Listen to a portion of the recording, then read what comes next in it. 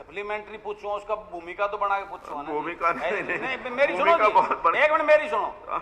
जो अभी जितनी बातें अभय जी ने करी है, हाँ, और जो ये सामने माननीय मंत्री जी की रिपोर्ट में पढ़ रहा था, अभी इन्होंने इसके अंदर जून 2020 के अंदर रिपोर्ट आ चुकी है, जिसमें ये मानते हैं इनकी रिपोर्ट में कि उसके अंदर प्रूव हो गया था 2020 जून में, यानी 2.25 साल पहले। और ये कल परसों का जो ये अखबार ये है, कल ये उसका करनाल का तहसीलदार, परसों डीटीपी, और दोनों के मिली भगत का पूरा खेल, यानी 2.25 साल। मैं ज्यादातर पूरे डेटा जो है ना मेरे से पूर्व सदस्य साथियों ने बता दिया कितना कहां करीबन 65-70 हजार रजिस्ट्रियां हुई। मैं तो एक बात पूछना चाहता हूं सदन के माध्यम से, माननीय मंत्री जी ने ये अपनी उसके अंदर मानते हैं, लिखा है कि जून 2020 के अंदर उन्होंने उनके पास ये रिपोर्ट आ गई थी कि इसमें अनियमितताएं बरती जा रही है, 7A के तहत गलत रजिस्ट्रियां हो रही हैं। तो क्या 2.25 साल के अंदर आज तक या तो ये कैपेबल नहीं है सरकार उस चीज को कंट्रोल करने में, या ये क्लियर कर देगा उसमें मिली भगत से ये सारा खेल खेला जा रहा है 2.25 साल में। आज मंत्री जी ये कहते हैं हमारे पास तहसीलदार की वो नहीं है, 2.25 साल में अगर इनको उस टाइम कम लग रहा था तो आज 2.25 साल रिक्रूटमेंट क्यों नहीं की इन्होंने? ये कोई जवाब थोड़ा ना इस चीज को देने का। ये अपनी जिम्मेवारियों से ना बाजे, और इसमें दोनों चीजों में एक चीज को एक्सेप्ट करें, या तो करें कि ये उसमें सामर्थ्यवान नहीं है, उस चीज को कंट्रोल करने में इनका जो है ना वो नहीं है, या इनकी मिली भगत, दोनों में से एक चीज है ना। क्यों मैं सदन से पूछना चाहता हूं आपके भी माध्यम से, भाई ये चीज इस बात का जवाब दें। अब ये इनकी रिटर्न रिपोर्ट है, मेरी नहीं है। मंत्री जी ने जून 2020 के अंदर मानना है कि वो अनियमितता आई, रिपोर्ट मेरे पास आई, आपकी रिपोर्ट है मंत्री जी। बैठिए। हाँ अध्यक्ष जी, माननीय सदस्य जो बात कह रहे हैं, मशरूमिंग का मामला कोई आज का नहीं है। 1980 के दशक के अंदर कानून बना था जिसके अंदर कंट्री एंड टाउन प्लानिंग द्वारा रिस्ट्रिक्शन 7A की लगाई गई। उसमें निरंतर बदलाव आते रहे। 1 हेक्टेयर को 2 कनाल किया गया, 2 कनाल को 1 एकड़ किया गया, और 1 एकड़ इस सदन के अंदर ही हम सब ने मिलकर किया था। जो 2020 की आप बात करें, उसके बाद कानून है कि आपने कोई भी डीड रजिस्टर करानी है प्रदेश के अंदर, और ऑटोमेटेड है, वेब हेलरिस के माध्यम से हर चीज मॉनिटर्ड है, कि अगर आप रजिस्ट्रेशन कराना चाहते हैं तो आपको 2 NOC रिक्वायर्ड है अध्यक्ष। पहली NOC अर्बन लोकल बॉडीज की, जिसके अंदर आपका प्रॉपर्टी ID होना चाहिए, आपके हर प्रकार के ड्यूज, चाहे वो प्रॉपर्टी टैक्स की बात हो, डेवलपमेंट चार्जेस की बात हो, ये पेड ऑफ होनी चाहिए, और उसके बाद जाकर आपको NOC उपलब्ध है। उसके साथ साथ एक NOC जो दूसरे नंबर पर आपको जरूरी है, वो जरूरी है 7A की, जो टाउन एंड कंट्री प्लानिंग देता है।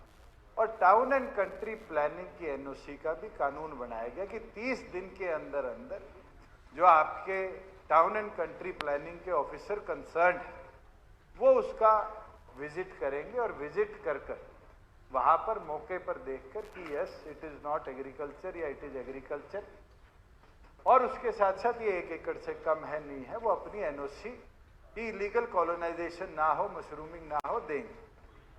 और 2020 के बाद से लेकर आज तक का मैं डाटा आपको अलग तौर पर उपलब्ध करा दूंगा, जिसके अंदर हजारों NOCs की रजिस्ट्रेशन हुई है।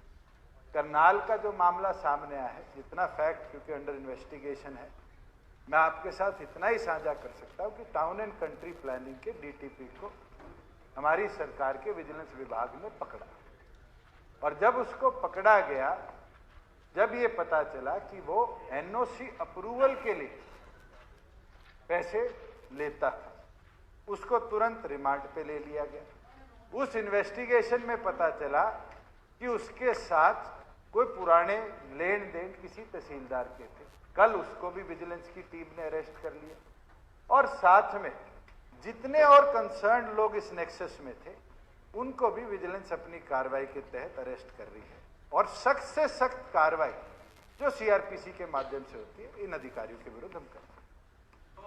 अध्यक्ष जी, मंत्री जी ने जवाब दिया, मैं उसकी बात से मानता हूं कि ये प्रावधान है NOC लेने का, लेकिन जो ये घोटाला जिसको हम बात कर रहे हैं, ये घोटाला उसी का नाम तो है, वो NOC या तो NOC नहीं ली गई, या जिस प्रकार से ये करनाल का खेल है, पैसे लेके झूठी एनओसियां देने का काम किया, इसी बात की तो हम जिक्र कर रहे हैं। जो आप जो प्रावधान है, जो एज पर लॉ हमने बनाया है, या सदन में बैठ के बनाया, उसी एक मिनट भाई बीच में ना बोला, उसी के तहत जो ये चीजें आ रही हैं कि वहां वो एनओसी ली नहीं, और ये जो ताजा 2 दिन पहले करनाल का इशू है, जो एनओसी दे रहा वो गलत ही तो एनओसी दे रहा था, 7A के तहत वो पैसे लेकर दे रहा था, यही तो खेल, इसी बात का तो जिक्र कर रहे हैं, इसी बात का तो जिक्र कर रहे हैं हम। जो ये गड़बड़ घोटाला है, ये 66,000 से 70,000 के करीब जो रजिस्ट्रियां हैं, इनमें आपने अपनी रिपोर्ट में माना है वो गलत हुई है, वो एनओसी नहीं लेगी तभी रजिस्ट्री, उसी बात का तो बात कर रहे हैं। उनके ऊपर आपने 1.25 साल में उसका क्या प्रावधान किया? 1.25 साल में भी आप कंट्रोल नहीं कर पाए उस चीज को, जो 2020 में आपके पास जो नोटिस मांगी थी। माननीय सदस्य जो बात कह रहे हैं,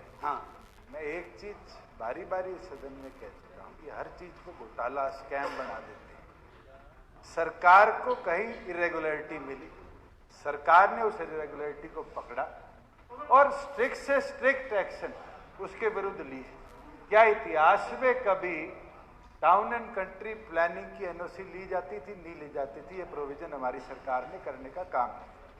उसके अंदर भी अगर कोई इरेगुलरिटी करता मिला तो क्या हमारी सरकार ने उसको बख्शा? नहीं बख्शा, उसको तुरंत अरेस्ट किया, उस नेक्सस में जुड़े लोगों को अरेस्ट करने का काम किया। जहां पहले एनओसी नीड प्रायोरिटी के तौर पर यूएलबी से ली जाती थी और वहां पर irregularity town and country planning की एनओसी की मिली, क्या हमारी सरकार ने किसी को बख्शा?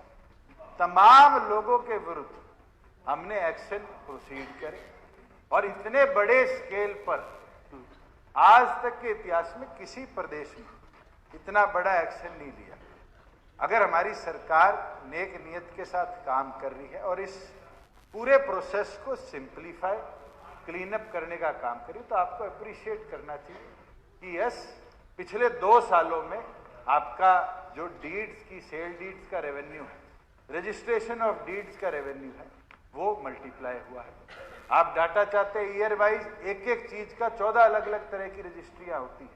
आप जो बात कर रहे हैं वो केवल मात्र एक लैंड रजिस्ट्रेशन की बात नहीं, आज लीज डीड भी होती है, विद इन फैमिली रजिस्ट्रेशन भी होती है, आपकी कमर्शियल एक्टिविटी जब आप करते हैं उसकी रजिस्ट्रेशन भी होती है, जिसमें अनियमितता पाएगी, हम उसकी बात कर रहे हैं। जिस सिंपल पॉइंट पे आ रहे हैं उसके ऊपर सरकार ने अपनी तरफ से सख्त कार्रवाई करी और मैं दोबारा सदन में बोल देता हूं, जो दोषी है उसको बख्शा नहीं। चलो बहुत बढ़िया, मैं उम्मीद करता हूं, लेकिन इसको क्लोज करने का जो बिल्कुल पूरी तरह ये टारगेट 2024 रखा है क्या आपने इसको पूरी तरह वो करने का? 2 साल तो हो गए, 2024 में इसको क्लोज करोगे क्या? जो पूर्ण रूप से आपके जैसा माननीय अध्यक्ष महोदय, प्लीज बैठिए।